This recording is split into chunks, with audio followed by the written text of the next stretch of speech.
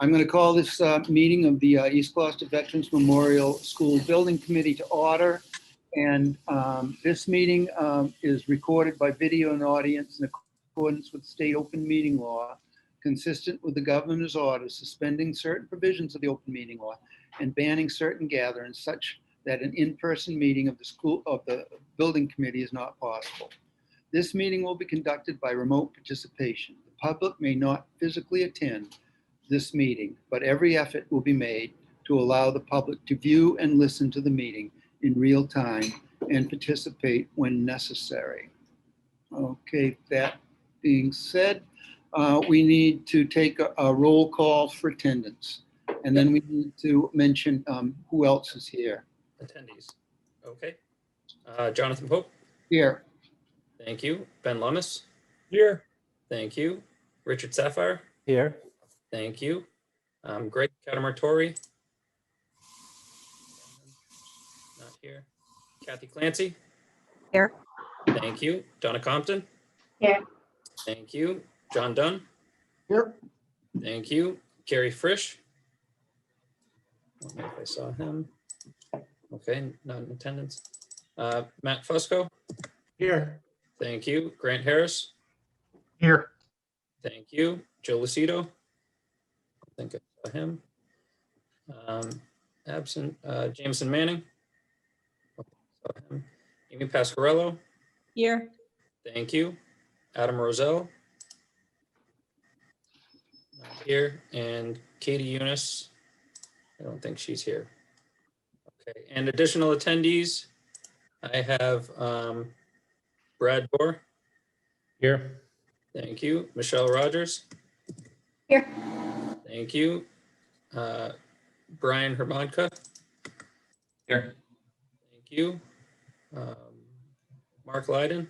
Here. Thank you. Myself, Chris Tremblay. Here. John Rich. Here. Thank you. And is it just Maria? Maria Puglisi. Yeah. Thank you. I think I got everyone. Okay, good. Thank you. So the first order of business is the approval of the minutes of our meeting on June 30th, 2021. And is there any corrections or omissions?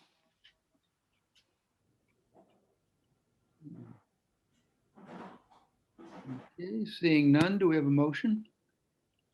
That we approve minutes from June 30th, 2000. Seconded. Okay, a roll call vote, Chris. Thank you. Yes. Sorry, just writing this down. Jonathan Pope. Yes. Thank you. Ben Lummis. Yes. Thank you. Richard Sapphire. Yep. Thank you. Kathy Clancy. Yes. Thank you. Donna Compton. Donna, you're Yes. muted. Yep. Thank you. John Dunn. I will abstain. I was not at the meeting. Thank you. I'll note that. Matt Fusco. I was not at the meeting either, so I'll abstain. Thank you. I'll note that. Grant Harris. Yes. Thank you. And Amy Pasquarello. Yes. Thank you. Okay, it carries 8 in favor and 2 abstentions. Do we have invoices? Yes, we do. We do. Okay. You want- We have one invoice from Doran Whittier. Okay. I think you can see here. Yeah, good. Okay. The total amount is $182,453.62. And there's a nice summary here that kind of simplifies it, but they're billing 44% for the construction documents, which is an appropriate amount for the work that's been completed so far, 100% for the early release package 1, which is fully complete, 75% for the early release package 2, which has currently been released in draft for review. So that would be fine as well. A few $100s for the Radon Design, which has been initiated with McPhail Associates, and the invoices for that are attached. Let me just look to the amount here for the soil testing that is part of the allowance here. We have 15,000. They're billing $2,750 for the work that's been done over the past few weeks for that. And there's $1,303.62 in printing, which was a result of the request from City Council for items that they wanted a hard copy on. Okay, so I'll make a motion that we approve the invoice from Dora and Whittier, number 26, dated June 30th, 2021, for the amount of $182,453.62. And I move, so move. Second. Okay. Okay, is there any discussions or questions?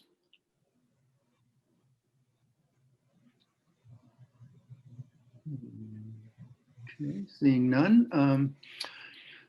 Chris, could we have a roll call vote? Yes. Jonathan Pope. Yes. Thank you. Ben Lummis. Yes. Thank you. Richard Safar. Yes. Thank you. Kathy Clancy. Yes. Thank you. Donna Compton. Yes. Thank you. John Dunn. Yes. Thank you. Matt Fusco. Yes. Thank you. Grant Harris. Yes. Thank you. And Amy Prescarello. Yes. Thank you. Okay, it carries unanimously. The next order of business is the OPM update.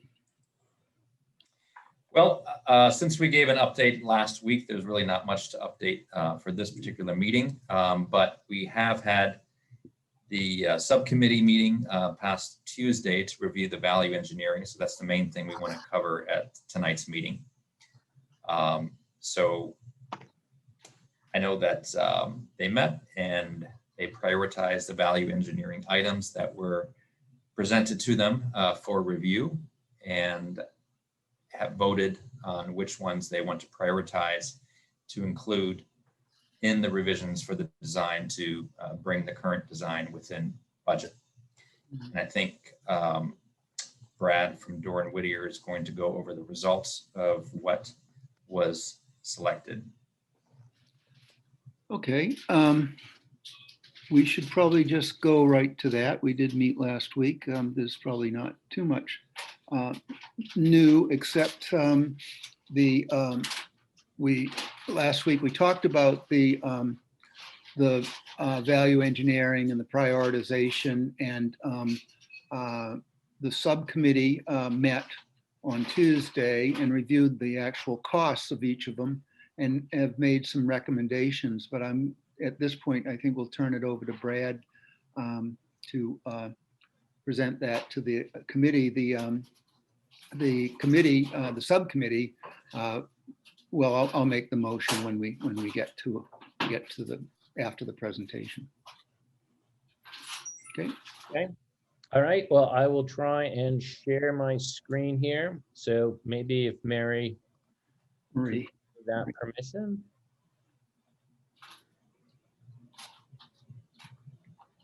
Should be all set, Brad. Okay. Let's see if we can get the And right one here. I'm sorry if I could just interject. Jonathan, could we just state who was at the subcommittee meeting, which members? The subcommittee was made up of Joe Lucido, Amy Pasquarello, Ben Lummis, and myself. Okay, thank you. Okay. So can everybody see my screen right now? Yes. All right. Yes. Since many of the building It's better if committee, it were bigger, though. I can make it a little bigger. Yeah.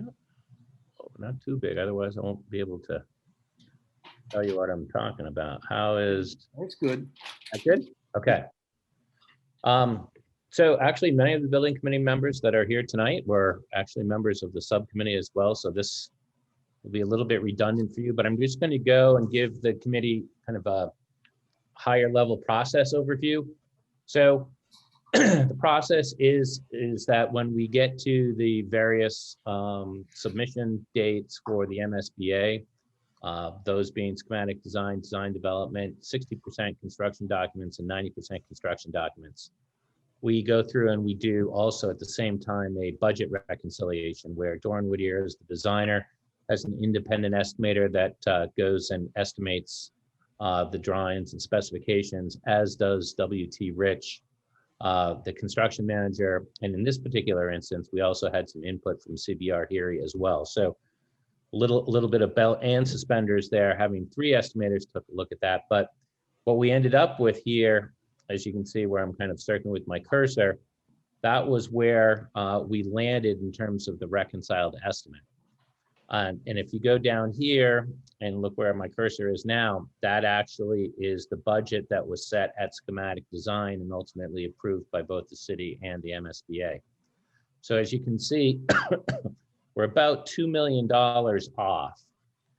And we had talked about this kind of leading up to this most recent estimate, as many of you are familiar with, right? There's been a significant change in the marketplace for construction materials. As I mentioned to the subcommittee, if you've been to Home Depot recently, and try and buy a piece of plywood, it's very different than it was, 6 to 8 months ago. And so it's not super surprising to the project team that we had this. We're a little disappointed that we had to do it, but understood that it was coming. And so you have to go through a value engineering option in order to take where we are with the reconciled estimate and bring that in line with the approved budget. And when we looked at this, of the 2 million, approximately $1.5 million of that was related to steel escalation. There really wasn't a lot in terms of the change in the design. As the design evolves, we have some contingencies that are set up to accommodate that, but by a large extent, this was all driven by the volatility in the market. Perhaps on bid day, some of those things may kind of adjust and settle back down a little bit. But for the time being, we need to make sure that we're taking the conservative and appropriate response here, which is to make sure that we're designing to the budget. And right now, we'll be looking at moving forward to the 90%. Okay, which is in about 8 weeks or so, 6 to 8 weeks. And we'll be having another check-in to see where we are. But for right now, what we had to do is basically take just under $2 million out of the project through these value engineering options. So what the project team did is we looked at a whole host of different potential options, and we categorized that, as you can see over here, in categories 1 through 5, which really, starts at ones that while it says preferred, we would prefer not to have to do any value engineering, but they're preferred in terms of the value engineering options that were uncovered, all the way down to 5. And so we went through all of these. Ultimately, we looked at seeing, what we could do to get this back in line with budget, and we're able to, as you can see here in the summary, get it to a point where in category 1s and 2s, we were able to achieve our value engineering goal. So this is what, in turn, we presented to the subcommittee. We presented the whole host of options 1 through 5 and went through each of one of those as we're going to do tonight. Does anybody have any questions kind of on what and I'm sorry, and one other thing just to say is that with respect to the options that we're going to be looking at and considered, and ultimately that we're recommending, or that the subcommittee is recommending for approval tonight, none of these options impact the educational program or delivery of the school. So with that, does anybody have any questions with respect to the process? Okay, I'm going to take that and I'll try and walk through these with everyone. So what we've done here, this is the entire list of all of the options. Here's kind of what the options are. And here is the kind of the categorization of those, 1 through 5. I've highlighted in green the 1s and the 2s, which get us to the point where we are actually going to be able to meet our value engineering objective. So my goal tonight is to really go through all of those. And, I'll go through, there's a whole bunch of them. So I'll go through, try and describe what they are. At the end of that, I'll ask if anybody has any questions. If anybody has questions, we'll try and respond to that. If nobody has any questions, we'll just move on to the next one. And again, we're just for the time being, we're going to go through 1s and 2s, and then we'll see if we have any questions at the end. Okay, so I'm going to start off here, okay, with item number C-01A, which is delete additional allowance for precast seat walls, no seat walls at the entrance. So what this is at the entry of the building, we had scheduled a number of granite seat walls, and we considered taking those out and replacing them with precast, or we considered taking them out, which is this option entirely. And that would represent a savings, okay, of just under $640,000. And the notion here was that, you know, to the extent that at some point in the future, if those needed to be added back in, they could. They're pretty much kind of a pack and play type item where we can go and plug those in later. So if we find that, you know, we could consider these as a potential alternate. So if we find that we actually have money on bid day and we want to plug those back into the job, we'll have that opportunity at that time if we determine that this is an alternate that we want to proceed forward with. So that was for a value of approximately $640,000. Any questions on that particular item? Okay, hearing none, I'll move on to the next item, C02, which is replace specified promenade plank pavers with a unilock paver. This was a fairly easy one for us because the promenade plank paver is actually a unilock paver, so it would just be a different flavor of paver, if you will, and we're confident that we can do that. No degradation in quality, no degradation in maintenance. It's just like we're picking a different, like I said, a different flavor of basically the same item. So that's worth approximately $38,000. Any questions on that item? Again, these are at the front entry of the building. I just didn't realize that pavers come in different flavors. That's all. But thank you for the Could be clarification. strawberry, could be chocolate. They're all really good though, Ben. Thank you, Brad. Yep. Okay, no other questions. I'm going to move on to C03. Reduce 25% of the athletic surface on the bituminous paving, which is the asphalt paving, primarily around the back of the building where this actually occurs. So what this is we have areas scheduled in the back of the building where we have some play area that might have things like Foursquare or, you know, different types of games that would be on the hardscape in the back. And this is really the surfacing that goes on top of that. Very similar to almost like a tennis court surfacing. And so what we would do is we would, you know, we do a little trimming here and there to try and get the overall quantity of that surfacing down by 25%. I think that's pretty reasonably attainable. So we're confident that we can make that happen, and that represents a savings of about $19,000. Any questions on that item? Yes, Brad, the 25% where the bituminous paving would be eliminated, what type of surface area would remain?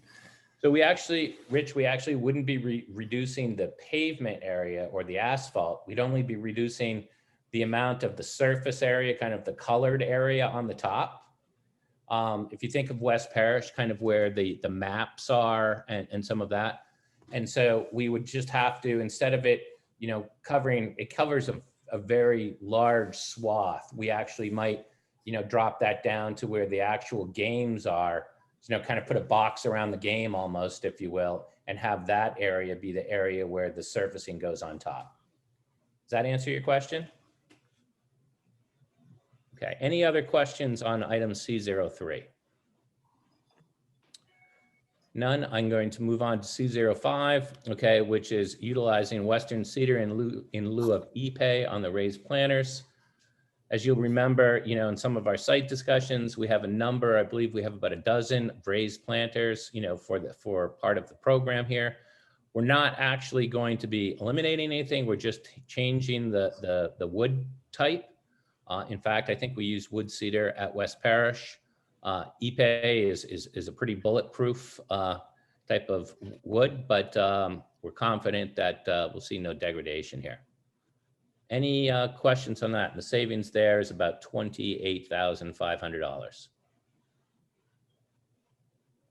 John Dunn has his hand up.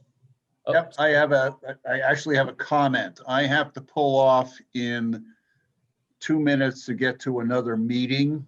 Do we have to take votes on this? And Yes, we do. if- Okay, Yes. so Jonathan, do we have a quorum if I pull off? I may be tied up for about 15, 20, 25 minutes.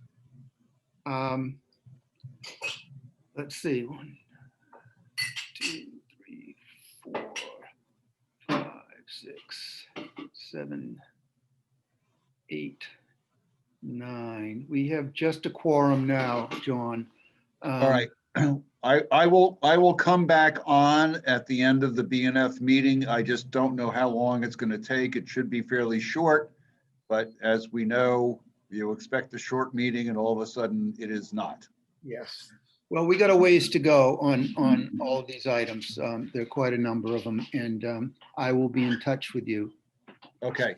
And So I would just like to point out that, I'm sorry, that all of these were, presented, all of these ideas were presented at the last school building committee. So John Dunn has seen these ideas. It's just a matter of what the final ranking was by the subcommittee. Yep.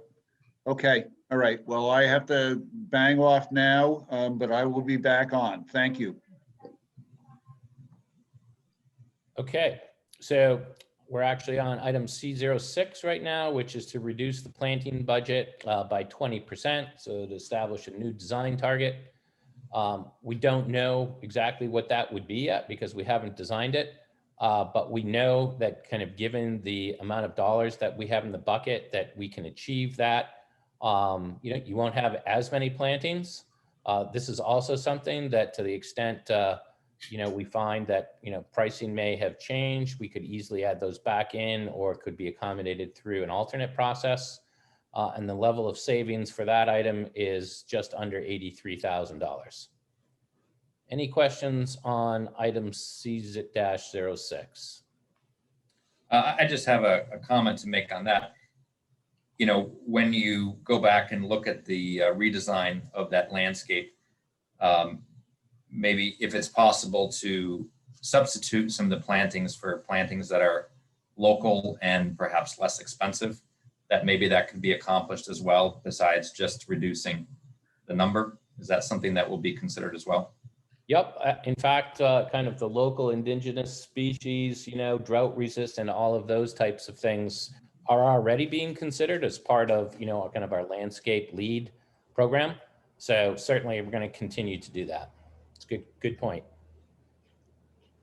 Any other questions, okay, on this particular item?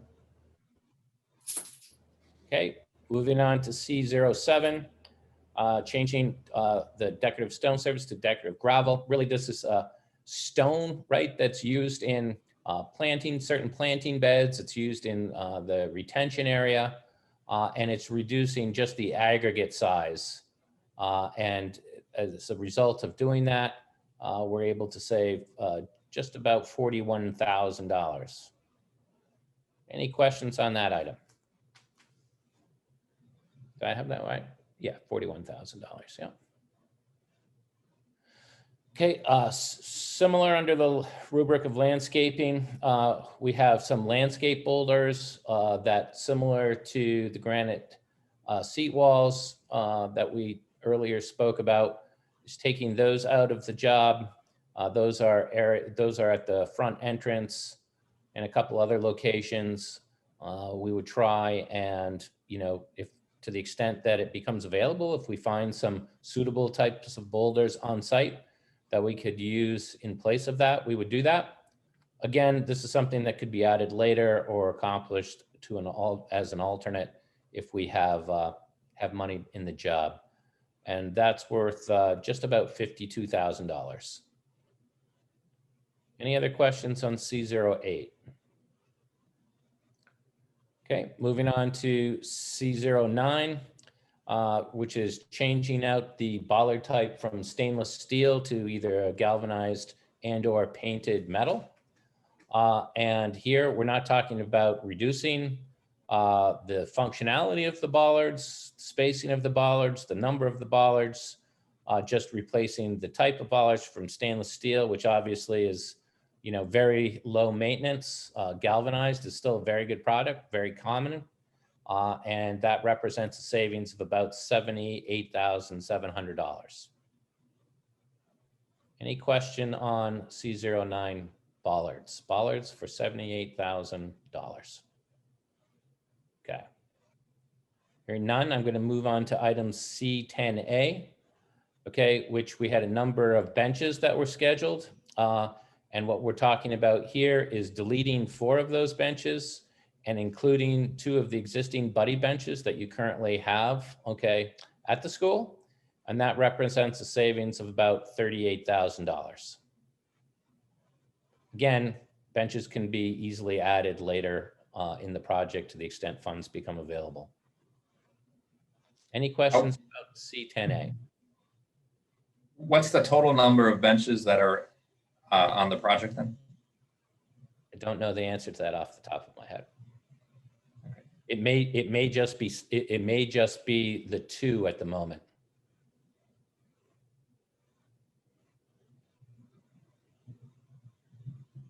Okay. Okay. I think there were 6. Sorry. I think there were 6 originally. Right. Right, and you're eliminating 4, so there are 2. Right. Okay, moving on to item C12.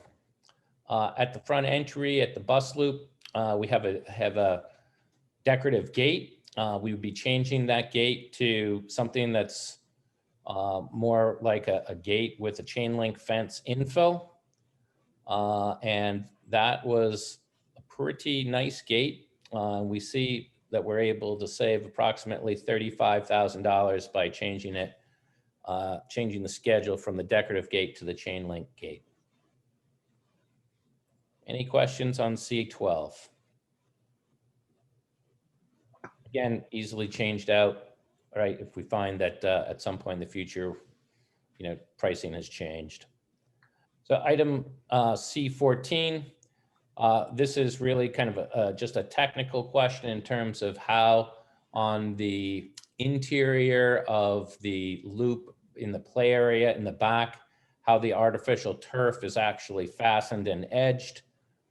No one will be the wiser with this. We're just changing that from 12 inches at a certain location on the ends.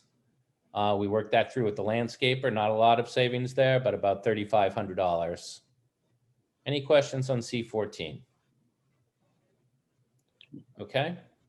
C15, we had a number of trash cans, right, that are powder coated metal that were scheduled into the job. Those would be taken out of the job. The intent would be to replace those at some later date, and that represents a savings of approximately $21,000.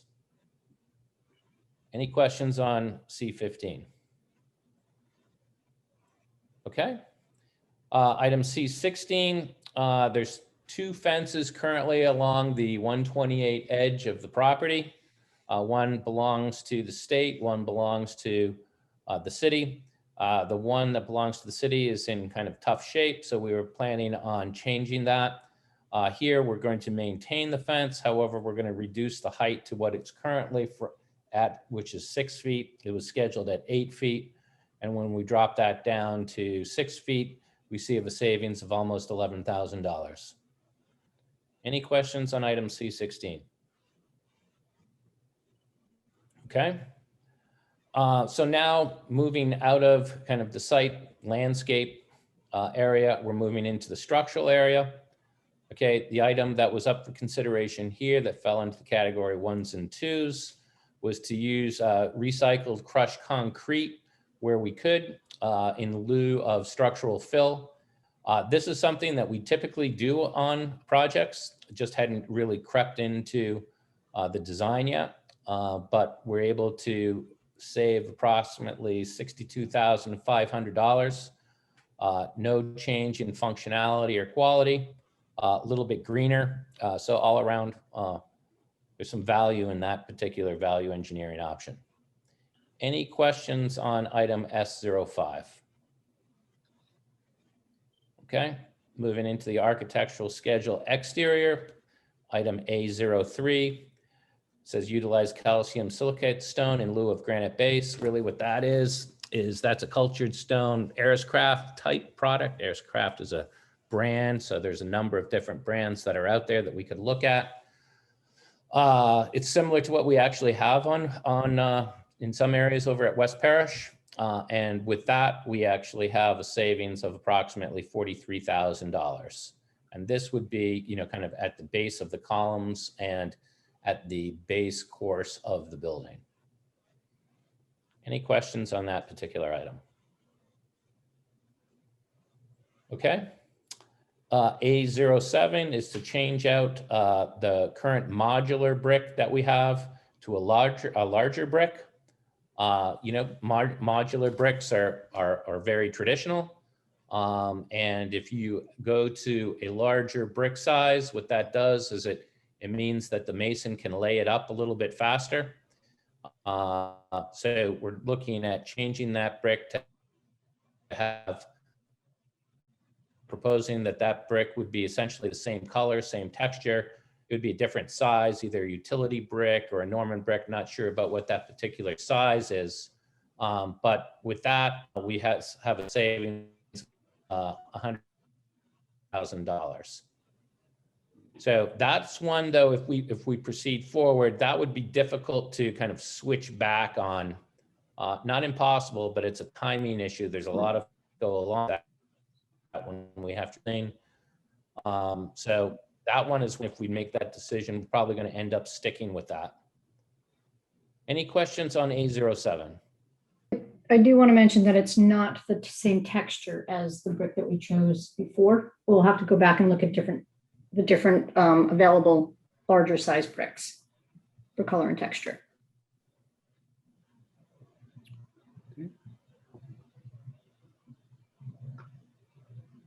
Okay, and we would obviously present that to the building committee again once we on something there. Okay, if there's no additional questions on that item, moving on to A08, which is to delete mock-ups. A lot of times what we'll do is we'll actually build mock-ups for things like window installation, brick layup, waterproofing, those types of things. And rather than having a standalone, we would actually do this on the building. And with that, we actually would have a savings of approximately $32,000. Do that a lot. Any questions on item A0?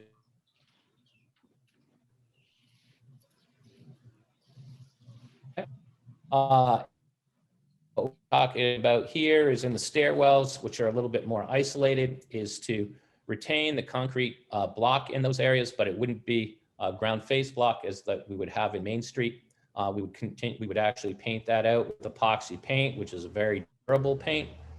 But since it's not, as in the kind of limelight, if you will, we would propose to go and have that changed out for a savings of approximately $40,600.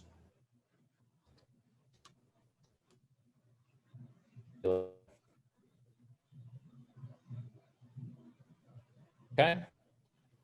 So item A24, okay, what we're talking about here is to take some of built-in the FF&E loose permit. This all we would actually save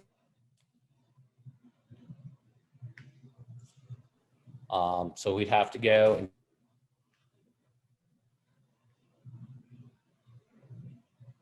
Uh-oh. I kind of lost my screen here. So Brad, are other folks having trouble hearing Brad? Yes. Yep. Hear every third syllable. Okay, hold on.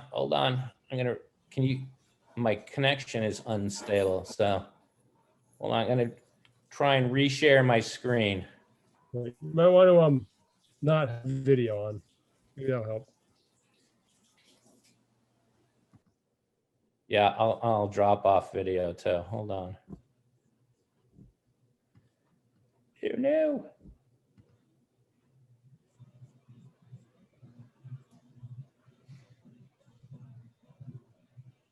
You're sharing your screen. You can't readily get to the stop of the video. But can you hear me now? Everything going okay? Yeah, but do you see up there, there's No. a green bar? You should be able to get to it. Above Yeah. your screen. Yeah. There you go. Right. How's that? Is that any better? We'll see how it works.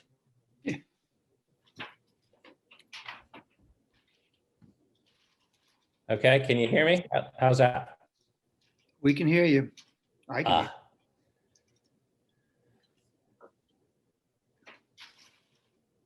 So you can hear me? Okay. Can you see my screen? Yes. Yes. Yes.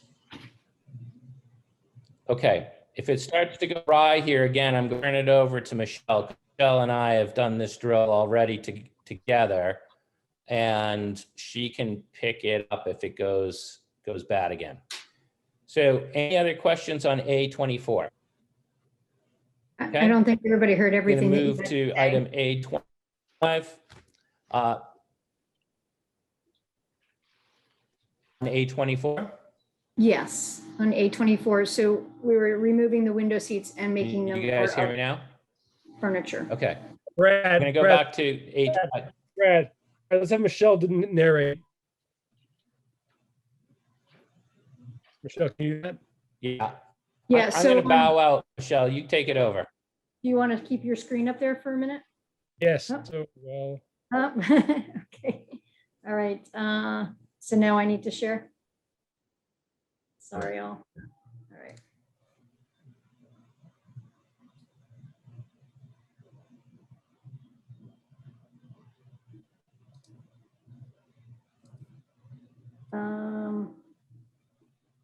I'm clicking on my share screen and it doesn't seem to be sharing. Oh, wait a minute. Got it. There we go. Can you see my screen now? Yep. Yes. Yes. Okay, so we're on A24, which is this one here. So these were built-in window seats throughout, and we're looking at making those part of our FF&E package. That's the furniture. So they would be loose furniture, and that's a considerable savings to do that work. So were there any questions on that? I know you heard about half of what Brad was talking about. I would just comment that the built-in benches throughout the building that are not in the classroom are still in the plan, just to point out to. Right. That's correct. So those That's specialty benches in the extended learning and under the stair, those They're are still there. part, yeah, those are still part of the millwork. The next line item, which is A25, this is changing tile 2 to a similar product as tile 1. This was sort of a no-brainer. We had assumed that all 3 tile colors were the same tile line. And when it came back, they told us that tile 2 was a more expensive tile. So we're looking at just changing that out and saving $96,476 to do that. So again, no change really to the look or the function of any of that tile work. This is the tile that's on the walls going down the corridors. Right. Only one of the tiles. So Yes. Yeah. Well, you're still with us. yeah, it seems to be going okay. Like if I don't have the shared screen, so I can try and pick up. If I go off again, I'll just give it to you forever. All right. Okay, Do you want to pick up so A28? the next one is article A28, which was basically a acoustical ceiling tile. And we're just going to, again, kind of change the flavor on that. We'll come up with a different one, achieve the same acoustical rating, and that's worth a savings of just under $42,000. Any questions about item A28? Okay, moving to item A32. We have a number of metal bookcases that are scheduled, okay, in the media center. These were carried in the job. Actually, typically these would be scheduled as part of FF&E. So we're proposing that we move those back to where they probably should be and carry those in the fixed furniture and equipment procurement. And that's worth approximately $107,000. Any questions on item A32? Okay, then moving on to item A38. This had to do in some of the small group rooms. This is something that the design team actually would want to do. And we're able to go and change out some pocket doors in there to swing doors. From a long-term maintenance perspective, we would prefer to have swing doors over pocket doors. And we're able to do that without changing any of the functionality of those rooms out. And that's worth a savings of approximately $52,000. Is that reading that right? Yeah. Yep. And again, no impact to the educational program. Yeah. Okay, so moving into electrical. And this is actually, we'll hit item 2 and 3 here, talking about switching from copper to aluminum. We actually do this fairly often as a value engineering option. No degradation in terms of the quality here. Ultimately, we're not doing this at the distribution level. We're doing this at the higher levels. And we've worked this both through with the electrical engineering consultant. We walked it by with Joe Lucido as well from a maintenance and facilities perspective. And those are worth about $106,000 and $107,000 combined. Any questions on E2 or an E3? Okay, so with that, that really kind of gets us to the end of the list there. And you can see, right, that when you take the total of items, all of the number category 1 items, category 2 items, gets us pretty much right on target with what our budget is. We're actually, if all these items are accepted by the full committee, will be approximately $20,000 under budget. So if you go back just to the grand summary for a second, terrific. You can see that that number foots over to this column that we've kind of got highlighted. And you know, the 1993569 is the value of all of those. So you take the reconciled estimate up above, subtract the VE, and then you get down to where it shows that we're pretty much right on budget. So with that, that is the kind of total VE summary explanation. And if you have any questions, we'd be happy to respond to those. Okay, are there any questions or discussions? Comments? Just a quick question about the steel. Do we know when we'll be able to lock that price in so that we don't continue to be subject to this escalation in costs? Yeah, so the steel is actually going to be part of the next early release package, which we're planning on bidding very shortly. So we're going to be locking that down, and John Rich can chime in here, you know, within the next 6 to 8 weeks.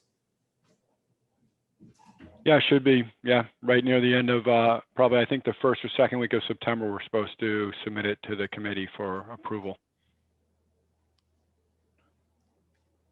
Then, John, you had talked about, I think it was you, John, at a subcommittee meeting, a little bit about, you know, the estimate versus potential. This is all potential versus, you know, bidding and some of the pressures that subs experience when they're actually bidding for a project versus when they're just, you know, estimating costs. And that might work in our advantage. But I mean, can you just explain that if I'm? Yeah. Yeah, I think that was me, Ben. Thanks. Yeah, well, I was just saying, you know, the steel numbers we get are based on, we asked some of our subs to, you know, to give us budget estimates. We have good relationships with several subcontractors. We got some budget estimates for the very specific scope of work that was shown on the drawings and in the specs. You know, that we got it from 3 different structural steel firms. And I was just saying that, you know, this is a little bit of conjecture, but there's a possibility that they're a little skittish about what's going on in their industry with the steel. They would probably tend to err a little bit on the side of being conservative. So there's a possibility that when they get in there and they really want to win the job, we might see some tighter numbers, even in the existing, you know, if they would bid it tomorrow, for example. But that's pretty speculative. That's just sort of like a little possible ray of sunshine out there, if you will. You don't really know what's going to happen. You don't really know if there could be further increases in the industry and things like that. But you know, like with the lumber market, you know, prices went up and then they've recently recovered, and the futures are down. So you know, I feel like we're experiencing what I hope is the cap of what we're going to see for the next couple months. But I wouldn't want to, you know, go on a limb with that statement. So there's some reasons to be sort of cautiously optimistic that we might, you know, when we go out to bid, and we're gonna get that information in about like 7 weeks. We're gonna start getting the first returns and start getting the numbers in front of us. We still have to descope the bidders and make sure we have everything covered to see where we end up with that. So Thank you, John. And I think, you know, that's all to say that, you know, there'll continue to be movement on all of this. We don't know, as you just described, you know, which way that's going to be on different things and different timing, but there will be, we should all know, and the folks we work with should all know that there'll continue to be changes and adjustments, both in the market and then what we do too going forward. Okay. Yeah, the prices could go up and they could go down, and no one really knows what the future will bring. But as John said, you know, we're being hopefully optimistic that we're looking at some of the peak pricing on some of these things, and that there might be some room in the future for some of these prices to come down a little bit. But we have to prepare for what the current state of affairs is. And I'd like to congratulate the whole team really on this VE effort. You know, it's not a fun process, you know, when you're putting together this building and bringing together all these ideas and wanting to put out a really great product for the users, to have to then go back and say, okay, where can we make cuts? But there was a lot of creativity that went into the process, and really thinking about different cuts that can be made that don't really impact the use of the building and the beauty of the building that much. And I think from what I'm seeing from the subcommittee and their priorities, that it seems like there's going to be a relatively small impact on this project. And a lot of those items that are listed can come back in the project if the prices do go down and the market becomes more favorable again. So I think that's really a great effort on everyone's part, and it's happy to see that. Yeah. Could you just describe the process of how they might come back in through alternates in the bid process? So when we bid alternates, once the bid prices come in, if the numbers are lower than what we're estimating, we can choose our top alternates that will still fit into our budgets. So we'll know that, you know, when those prices come in. But if the prices are lower at that point, those alternates can be accepted. Right. But basically, you're putting that right into the bid document. You're saying also, by the way, give us a price on this as an alternate, right? So, correct. So while you're bringing that up, Jonathan, it's a good time to make the point that we need to be choosing those alternates pretty soon, right? If they affect EP2, that means they need to be in the EP2 documents. Now, EP2 is mostly the superstructure of the building. So I can't think off the top of my head of any alternates we might want. They're going to change the size and shape of the building because we haven't really taken away anything in the VE. So that would give us till the next bid set to to think about those alternates. But you know, you kind of get one. If we did have a good bid result in October, let's say, we're like, oh, I wish we could add this, I wish we could add that. If they weren't identified and bid as alternates, then we lose the opportunity to have competitively bid pricing on those alternates, and they're going to get priced instead as change orders. And unfortunately, I wish that was the same price, I could tell you, but it's unfortunately not the same price. Yeah, and we'll have to prioritize, okay, those alternates, you know, when we get to the 90% check-in. And, you know, we'll kind of see how it goes. And, you know, like when we were talking about, you know, Boulders, for example, those are easy alternates. It's like, you know, give us a price for Boulders. But when I was talking about having to change out the brick, it's not just changing out the brick, because we actually have to design, redesign, recourse, and do some additional detailing on that. So some of those, you know, we're going to have to be thoughtful about in terms of how we go about them. But we don't have to cross that bridge today, but we will be when we're looking at the 90% check-in, the prioritization. And the other thing that needs to be explained too is that we have had a number of contingencies in the budget, and those are still there, correct? Yep. That's correct. Yep. We have we have two that are reflected in the estimate. One is called the design and pricing contingency, which goes to 0. Right, starts out usually at, you know, 8 to 10%, somewhere around that when we are at schematic design, and then that goes to 0 once the design is completed. And then we also have an escalation contingency, and so for, you know, portions of the job that are still outstanding, we are still reflecting about 2.3, 2.4% escalation. Portions of the job that are going to be let closer, which is going to be like EP2, really back that out. And then obviously for EP1, which we've already gone through and bid, we don't have any escalation there. So those contingencies still remain in the job. Okay. We just need to get a hold of John Dunn. Is there anything else we need to discuss before we vote? I don't believe so, Brian. And you're muted.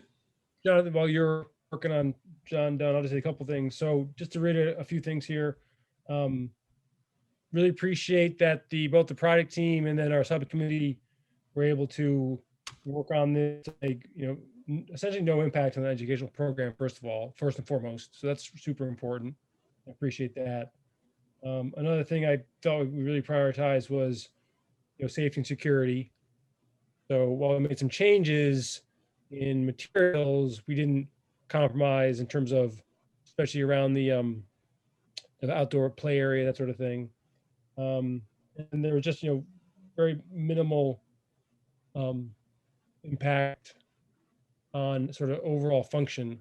Definitely some design and some exterior impacts of exterior features. No, that's understandable. But even that, as Brian explained, you know, we may be able to, depending on how things swing, may be able to get that back. And then also with Joe Lucito's help, we're conscious of, you know, upkeep and maintenance too. So, you know, still trying to keep with materials that'll have less upkeep and maintenance. So anyway, that's not an easy puzzle to construct, and so definitely appreciate the project team's work on that, and that was a lot of hours, and then of course the B subcommittee too. So appreciate everyone's balancing act on those pieces. Okay, John Dunn is not available and won't be for another 10 or 15 minutes. We could recess for 15 minutes and come back into session at 6:10. Or we could just keep chatting. But we need to vote on this tonight. The 60% design submission goes in on soon, right? The 14th, we believe. 14th. Yeah, So, I was just gonna share the contingencies. I pulled up the number from the estimate. So for the design and estimating contingency, we have another $1 million in that bucket. And then the escalation contingency is almost $1 million. So those are going to go to zero when the prices come in. So, of course, we don't know what's going to happen between then, and that we need to be responsible and keep those contingencies in there. But that number right there is basically all of the value engineering that we're doing right now. right. So it's nice to know that at least in a theoretical level, there is a potential that if the prices don't come up and the design, continues to stay on track, that all of those items could still fit within the budget that we're BEing right now. And there's also an onus contingency, correct, Brian? Yes, that's a completely separate item. Yep. And construction contingency for change orders. Change orders. Right. Yeah, the construction contingency is almost well, it's just over $800,000 in addition. So that's but those are really separate numbers. So the construction contingency is to manage changes that happen during the construction, not from the design standpoint. I was just trying to make the point that we're not locked into this, that if any little thing happens, we don't have to go back to as things are bid, or you dig up something that you don't like in the ground. We're not going to necessarily have to go back and do more value engineering at that point. That's correct. Okay. I wanted to let you know that Brad just texted that his internet is down again, so he's off. Yeah. Okay. Well, I don't know what the weather's like there, but there may be storms coming through, as I was hearing about this morning as I left. So I'm going to call a recess until 6:10. So we can all go have a bite to eat or something quickly. And we'll come back into session at 6:10. Do you need me to come back on, or are you all set with any questions that you have for this? Just in case there are questions, but there would be. Everybody, I'm assuming everybody's here has asked the question that they want to ask, Michelle. So if you just can get past the pure excitement of the vote. It generally takes me about 15 minutes to get home, so I was going to go home and then I could jump on. But Okay. I'd be right in the middle of your road, so I will. I'll Okay, join well, you by phone. This is all dependent on John Dunn being quick at his the city council's BNF meeting. So Sure. we shall see. All right. So I'm going to call a recess and we'll reconvene at 6:10. Is it the same link, Maria? Yeah, we'll keep the link open, right? Okay, great. Yes, the meeting will stay open. I'll stay in the meeting and you can just rejoin with that link. Well, you can Thank just, you. you can just, You can just mute. And you can shut just your mute camera and off. shut yourself off too. Unless you're going home. All right, see you 6:10.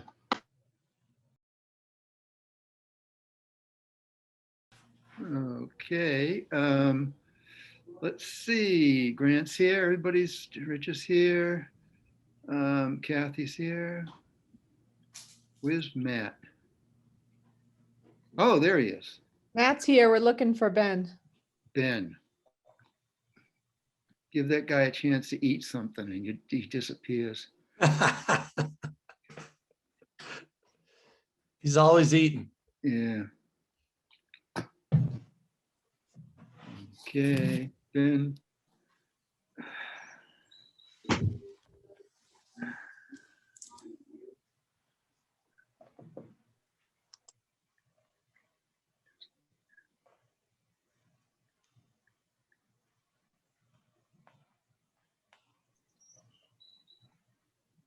Well, I could also share that the move is starting next Monday. So that's kind of an exciting happening, I guess, in the event of this whole project. Okay, and there was one other bit of news that came up. The lawsuit has been changed, the date has changed to the 22nd of July. But it was going to be done by Zoom or something. And now it's going to be in person. And people can go and watch. I guess that's what you get to do. You don't get to do much else. And that's at the Essex Superior Court, right, in Newburyport? You're right. Yes.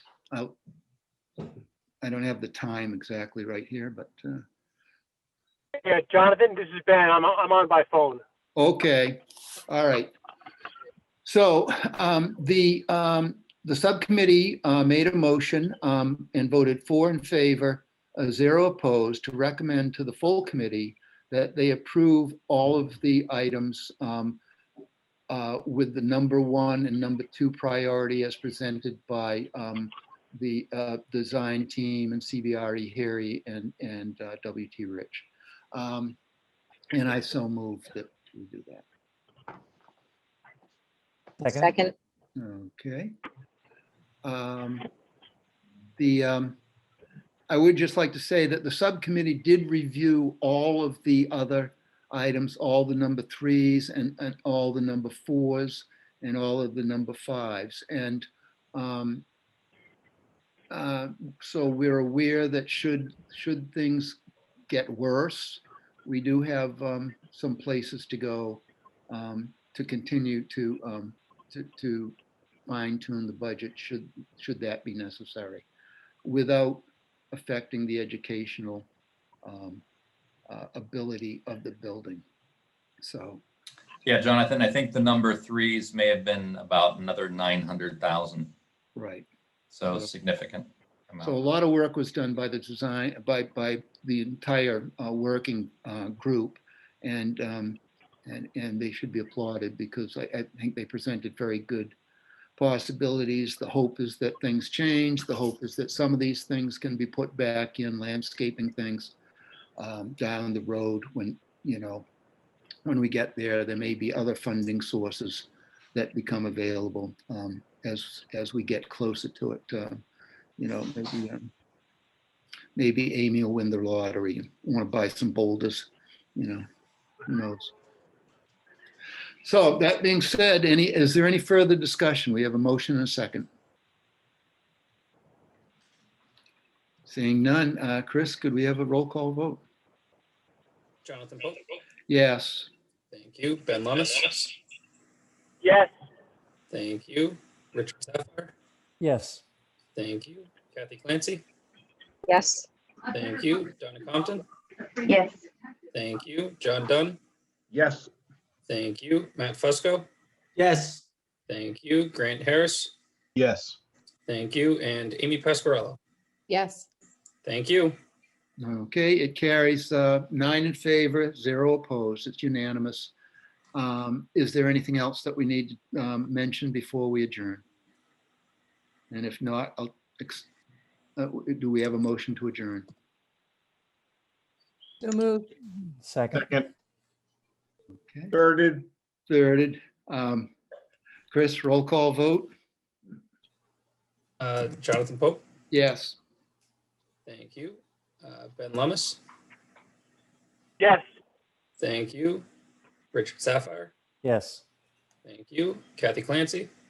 Yes. Thank you. Donna Compton. Yes. Thank you. John Dunn. Yes. Thank you. Matt Fusco. Yes. Thank you. Grant Harris. Yes. Thank you. And Amy Pasquarello. Yes. Thank you. Okay, so this meeting is adjourned. Thank you all very much, and we'll see you all soon. Thank you. Good night. Good evening. Good night. Bye. Thank you, Maria.